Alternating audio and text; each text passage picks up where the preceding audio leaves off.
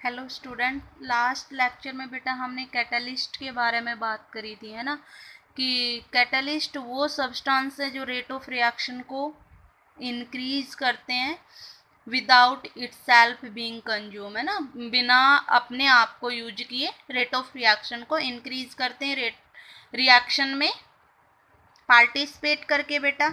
उसके बाद हमने कैटलिस्ट को टू पार्ट्स में डिवाइड किया था, होमोजीनियस एंड हेटेरोजीनियस। जहाँ पे रिएक्टेंट एंड कैटलिस्ट का फेज सेम है, दैट इज होमोजीनियस, और रिएक्टेंट एंड कैटलिस्ट का फेज डिफरेंट है, तो वो हेटेरोजीनियस है बेटा। उसके बाद मैंने आपको मैकेनिज्म ऑफ होमोजीनियस कैटलिस्ट करवाया था, बताया था कि कैसे हमारा जो कैटलिस्ट है वो रिएक्शन के अंदर आता है या फिर वैसे का वैसा बाहर चला जाता है रेट ऑफ रिएक्शन को इंक्रीज करके। आज हम मैकेनिज्म ऑफ हेटेरोजीनियस कैटलिस्ट पढ़ेंगे। तो हेटेरोजीनियस कैटलिस्ट के मैकेनिज्म में मेनली बेटा 5 स्टेप होते हैं। फर्स्ट क्या होगा, डिफ्यूजन होता है, ठीक है। कि कैटलिस्ट के सरफेस पे आके बेटा आपका जो रिएक्टेंट है वो डिफ्यूज होगा, एडजॉर्ब होगा, फॉर्मेशन ऑफ प्रोडक्ट बनेगा, उसके बाद डिजॉर्प्शन ऑफ प्रोडक्ट हम करेंगे और फिर से डिफ्यूजन बैक होगा बेटा, ठीक है। तो ये मेन प्रोसेस यहाँ पे रहेगी, diffusion, adsorption, formation of product, desorption of product and diffusion back. तो हेटेरोजीनियस कैटलिस्ट को एक्चुअल बेटा दो थ्योरी में डिफाइन किया था, एक तो ओल्ड एडजॉर्प्शन थ्योरी और एक modern adsorption theory. Old adsorption theory में हेटेरोजीनियस कैटलिस्ट के बारे में क्या कहा गया था कि हमारा जो कैटलिस्ट है वो सरफेस प्रोवाइड करता है रिएक्टेंट को। वो क्या करेगा कि सरफेस दे देगा कैटलिस्ट और रिएक्टेंट आके उस पर एडजॉर्ब हो जाएगा, और जब रिएक्टेंट आके उस पर एडजॉर्ब होता है तो वहीं से प्रोडक्ट बन जाएगा। ये था हमारा ओल्ड एडजॉर्प्शन थ्योरी बेटा। लेकिन मॉडर्न एडजॉर्प्शन थ्योरी ने क्या कहा कि एक इंटरमीडिएट बनता है और उसके बाद आपका प्रोडक्ट फॉर्म होता है, ठीक है। तो मॉडर्न एडजॉर्प्शन थ्योरी को हम इंटरमीडिएट थ्योरी भी बोलते हैं। तो ये जो हम बता रहे हैं कि diffusion, adsorption, formation of product, desorption of product and diffusion back, ये हमारा मॉडर्न एडजॉर्प्शन थ्योरी ही है। तो मैं हेटेरोजीनियस कैटलिस्ट का एग्जांपल ले रही हूँ बेटा, N2+3H2 कन्वर्टेड इनटू 2NH3। यहाँ पे N2 एंड H2 आप देख रहे हो गैसियस फेज में है, आयरन सॉलिड फेज में है, तो हेटेरोजीनियस कैटलिस्ट का एग्जाम्पल है, ठीक है। हमने ये कैटलिस्ट लिया बेटा, इस कैटलिस्ट के सरफेस की अगर हम बात करें तो देखिए ये सरफेसेस हैं जहाँ पे आपका रिएक्टेंट आके एडजॉर्ब हो सकता है। तो हमने A+B ये रिएक्टेंट लिए दो, तो क्या होता है बेटा कि आपका डिफ्यूजन होगा और आपकी जो ये गैस है या जो ये रिएक्टेंट है आपका, ये जो आके इस कैटलिस्ट के ऊपर डिफ्यूज होगा, एडजॉर्ब होगा, हम ये बोल सकते हैं। और जब ये एडजॉर्ब होता है तो एक इंटरमीडिएट फॉर्म करता है बेटा। इस तरीके से ये आपका कैटलिस्ट था और ये ए और बी आके इस पे जुड़ गया और ए और बी के बीच में भी एक बॉन्ड बन गया, इंटरमीडिएट बन गया बेटा। उसके बाद हम क्या करेंगे, डिजॉर्प्शन करवाएंगे। डिजॉर्प्शन का मतलब क्या है कि जो चीज़ आपने एडजॉर्ब करवाई अब आप उसको क्या करोगे, हटाओगे। तो हम इसको हटाएंगे तो ये आपका कैटलिस्ट है, प्लस में ये ए और बी जो जुड़ा हुआ था ना एक बॉन्ड से, ये अलग से आ गया बेटा। ये डिफ्यूजन बैक करवाया हमने, डिजॉर्प्शन में क्या करवाया हमने, डिफ्यूजन बैक करवाया बेटा। तो आपका ए बी प्रोडक्ट बन गया। तो A+B आप रिएक्टेंट लेके चले थे और ए बी प्रोडक्ट बन गया उन रिएक्टेंट से। कैटलिस्ट आप जैसा लेके चले थे वैसा का वैसा कैटलिस्ट आपका बाहर आ गया है ना। तो पहले आपका डिफ्यूजन होता है जहाँ से इंटरमीडिएट बनता है बेटा, फिर आप डिजॉर्प्शन करवाएंगे, फिर डिजॉर्प्शन जब आप करवाते हैं तो वहाँ से फिर आप जब डिफ्यूजन बैक करवाएंगे तो आपको प्रोडक्ट आपका मिल जाएगा, ठीक है। अब homogeneous catalyst and heterogeneous catalyst में कुछ डिफरेंसेस देख लेते हैं बेटा। तो फर्स्ट डिफरेंस तो यही है कि रिएक्टेंट एंड कैटलिस्ट का फेज सेम रहता है होमोजीनियस में। हेटेरोजीनियस में रिएक्टेंट एंड कैटलिस्ट का फेज बेटा डिफरेंट रहेगा। अगर हम बात करें होमोजीनियस में तो reaction occur in the liquid and gaseous phase.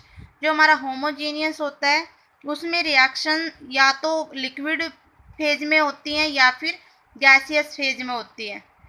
लेकिन अगर हेटेरोजीनियस कैटलिस्ट की हम बात करें, नॉट अक्कर इन लिक्विड और gaseous phase but occur on the surface of solid catalyst. Homogeneous में तो क्या है कि रिएक्शन होती है लिक्विड और गैसियस फेज में बेटा, लेकिन हेट्रोजीनियस में क्या होती है, लिक्विड और गैसियस फेज पे रिएक्शन नहीं होती है, बल्कि कैटलिस्ट एक सरफेस हमें प्रोवाइड करेगा और उस पर रिएक्शन हमारी प्रोसीड करेगी। थर्ड स्टेप है the rate of reaction does not depend upon the surface area of catalyst. अब होमोजीनियस में अगर हम कैटलिस्ट के सरफेस पे रिएक्शन करवा ही नहीं रहे हैं तो सरफेस एरिया मैटर ही नहीं करेगा कैटलिस्ट का रिएक्शन में। लेकिन हेट्रोजीनियस का मैंने आपको अभी अभी बताया कि हमारा जो कैटलिस्ट है उसके सरफेस के ऊपर हमारा रिएक्टेंट आके एडजॉर्ब हुआ है और वहीं से प्रोडक्ट बना है। तो यहाँ पे हमारा सरफेस एरिया हम कह सकते हैं रेट ऑफ रिएक्शन के क्या है, डायरेक्टली प्रोपोर्शनल। जितना ज़्यादा आप सरफेस प्रोवाइड करोगे उतनी जल्दी रिएक्टेंट एडजॉर्ब होगा और उतना ही जल्दी डिजॉर्प्शन होगा फिर आपका। ठीक है, तो रेट हम कह सकते हैं सरफेस एरिया ऑफ कैटलिस्ट पर डिपेंड करेगा बेटा। अगला फोर्थ पॉइंट है बेटा catalyst dissolve with reacting mixture. हम इसमें क्या करते हैं, सरफेस प्रोवाइड नहीं करते हैं बल्कि उस कैटलिस्ट को डिजोल्व कर देते हैं रिएक्टिंग मिक्सचर के अंदर। मैंने आपको मैकेनिज्म जब बताया था तो यहाँ मैंने आपको बताया था कि SO2 के अंदर कौन डिजोल्व किया, NO2 कैटलिस्ट, ये इंटरमीडिएट बना और फिर इस तरीके से हमने रिएक्शन प्रोसीड करी थी, है ना। तो कैटलिस्ट हमारा रिएक्टिंग मिक्सचर के अंदर डिजोल्व होता है, लेकिन यहाँ पे तो क्या होता है बेटा, सरफेस पे एडजॉर्ब होता है ना। तो does not dissolve but it's react, या हम कह सकते हैं reacting species adsorb on the surface of solid catalyst बेटा। फिफ्थ पार्ट है हमारा catalyst can't be easily separate from product of reaction.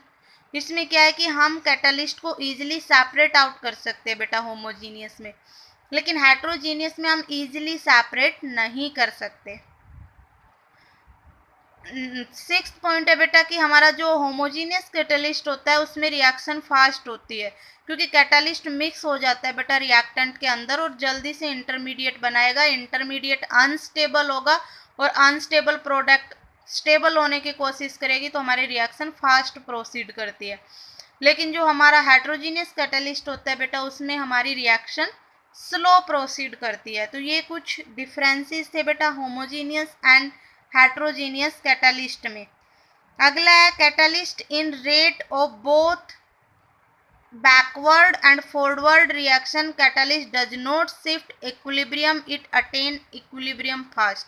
काफ़ी इंपॉर्टेंट पॉइंट है बेटा, इसको याद रखना। क्या कह रहा है कि जो कैटलिस्ट होता है बेटा वो कभी भी इक्विलिब्रियम को शिफ्ट नहीं करता है। ऐसा नहीं है कि कैटलिस्ट हमने मान लीजिए A से B बन रहा था और B से आप वापस A भी बना सकते हो, तो ऐसा नहीं है कि आपने अगर कैटलिस्ट डाल दिया बेटा तो कैटलिस्ट इस इक्विलिब्रियम को शिफ्ट कर देगा, ऐसा नहीं करता है। कैटलिस्ट सिर्फ क्या करेगा कि इस इक्विलिब्रियम को अटेन करने की जो प्रोसीजर है उसको फास्ट कर देगा। मतलब A B में बनना और B A में बनने का जो रेट था ये फास्ट कर देगा ये।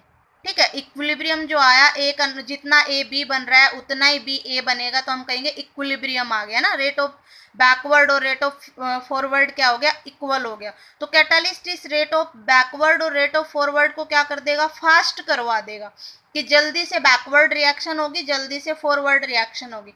बट कभी भी कैटलिस्ट इक्विलिब्रियम को शिफ्ट नहीं कर सकता है बेटा। थर्ड अगर हम पॉइंट की बात करें तो विदाउट कैटलिस्ट अगर हम बात करें तो एक्टिवेशन एनर्जी ज़्यादा देनी पड़ेगी आपको, है ना। लेकिन अगर विद कैटलिस्ट आप रिएक्शन कर रहे हो तो बेटा आपको एक्टिवेशन एनर्जी कम देनी पड़ेगी उस रिएक्शन को करवाने के लिए। ठीक है भाई। Small amount of catalyst increase rate of reaction. ये कह रहा है कि छोटी सी अमाउंट ऑफ कैटलिस्ट भी क्या करता है, रेट ऑफ रिएक्शन को काफ़ी फास्ट करवा देता है। हमारा कैटलिस्ट क्या करता है बेटा, एक्चुअल में पाथ प्रोवाइड करता है रिएक्टेंट को। ठीक है, जैसे कि मैं बात करूं रिएक्टेंट से प्रोडक्ट आपने बनाया तो इस तरीके से रिएक्टेंट से प्रोडक्ट बना, है ना। अगर मैं कैटलिस्ट डाल लूँगी तो ये जो हमारी ये वाली है दैट इज एक्टिवेशन एनर्जी जो आपने देनी पड़ी इस रिएक्टेंट को प्रोडक्ट बनाने में, है ना। अब हम क्या करें, कैटलिस्ट डाल देंगे तो इतनी एक्टिवेशन देने की ज़रूरत ही नहीं है, ये रिएक्शन यहाँ से ही प्रोसीड कर जाएगी।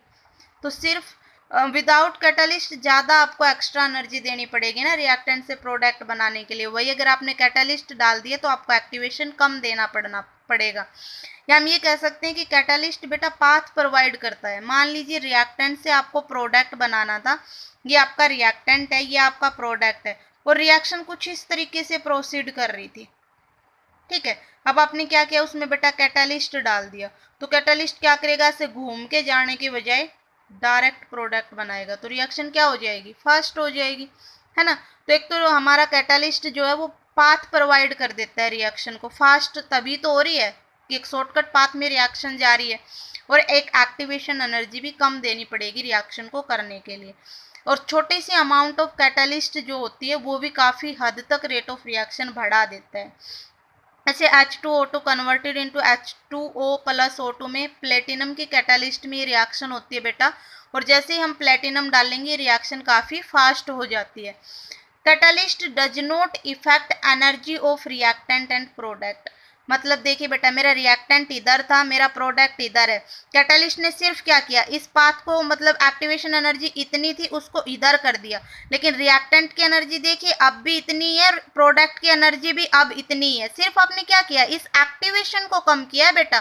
कैटालिस्ट रिएक्टेंट एंड प्रोडक्ट की एनर्जी के साथ कुछ छेड़छाड़ नहीं करेगा, उसको चेंज नहीं करेगा। देखिए वो जितने थे उतने ही है, सिर्फ उसने क्या किया, इसको इतना कर दिया। तो ये सिर्फ एक्टिवेशन एनर्जी को चेंज करता है, पाथ को चेंज करता है बेटा, ये कभी भी रिएक्टेंट और प्रोडक्ट की एनर्जी को चेंज नहीं करेगा।